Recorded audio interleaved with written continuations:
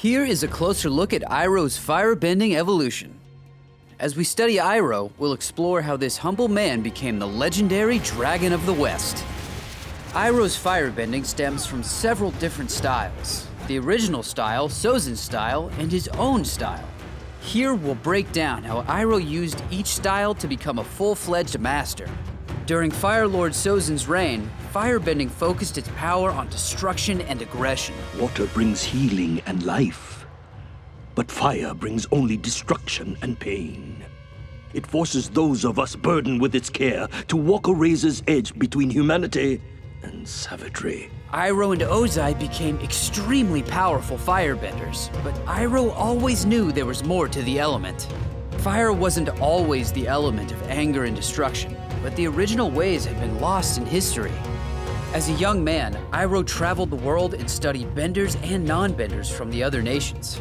He learned to take the styles from benders of different elements and incorporate them into his own bending. It is important to draw wisdom from many different places.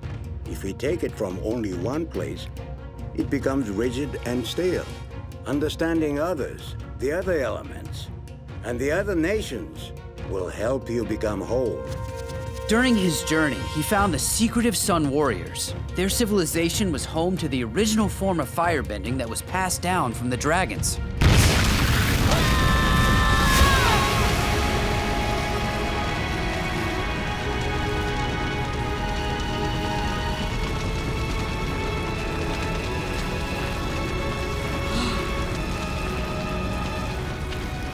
I understand.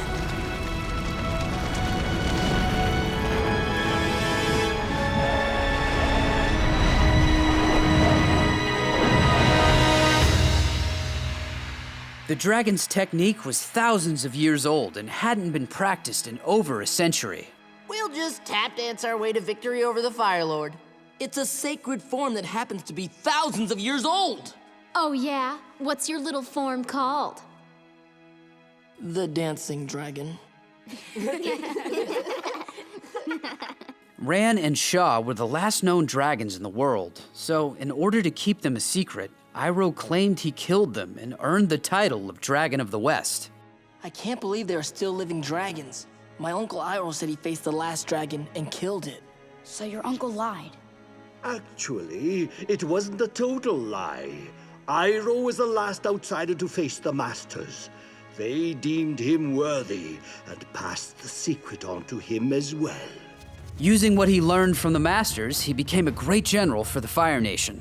He found success in not just his bending, but his wisdom and strategic thinking.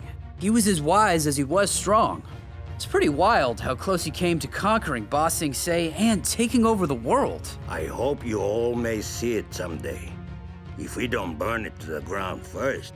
But his son Lu Ten fought alongside him and died in battle. My beloved Lu Ten, I will see you again.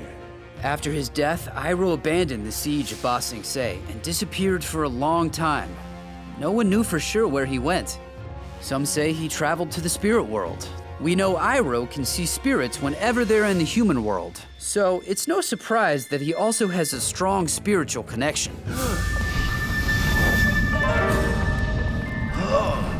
What's the problem? Nothing. When he eventually returned to the Fire Nation, he wanted to pass down what he learned to his nephew, Prince Zuko.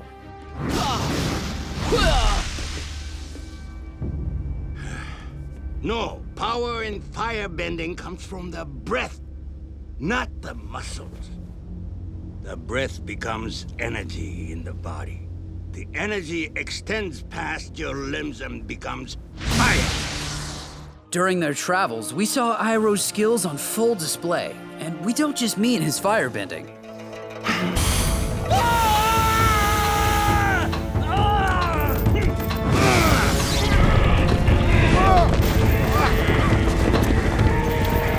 As a former general, Iroh is a master tactician. He was always planning ahead while never being too erratic.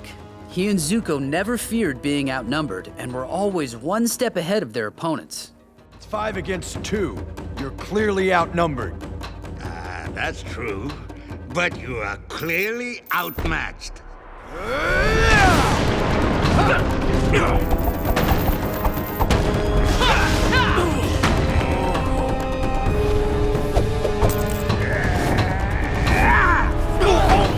One of the more crucial lessons he taught Zuko was how to redirect lightning, a powerful but potentially deadly skill.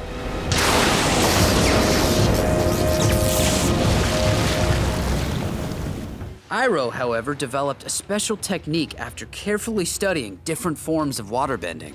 From the stomach, you direct it up again and out the other arm. The stomach detour is critical. You must not let the lightning pass through your heart, where the damage could be deadly. You may wish to try a physical motion to get a feel for the pathway's flow, like this. Now, are you focusing your energy? Can you feel your own chi flowing in, down, up, and out? I think so. Come on, you've got to feel the flow. He taught this technique to Zuko, who in turn passed it down to Avatar Aang.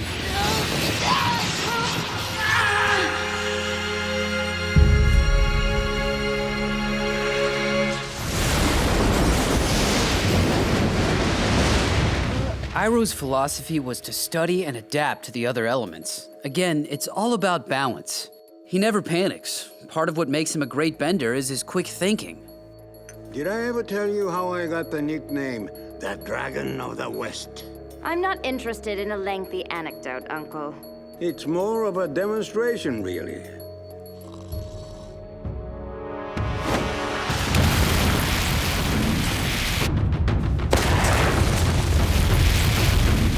As a prisoner, he used the time he had to plan out an immaculate escape. He took advantage of the eclipse and literally fought his way out. Where's my uncle? He's gone. He busted himself out.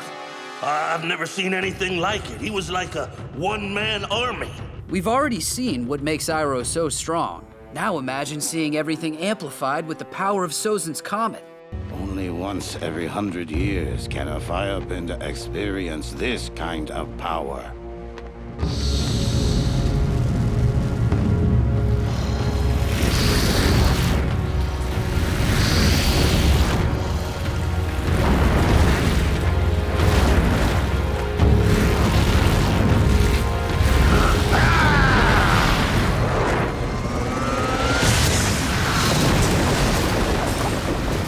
Even when Iroh passed on, he crossed over to the spirit world. From there, he would guide lost souls and even help out the Avatar.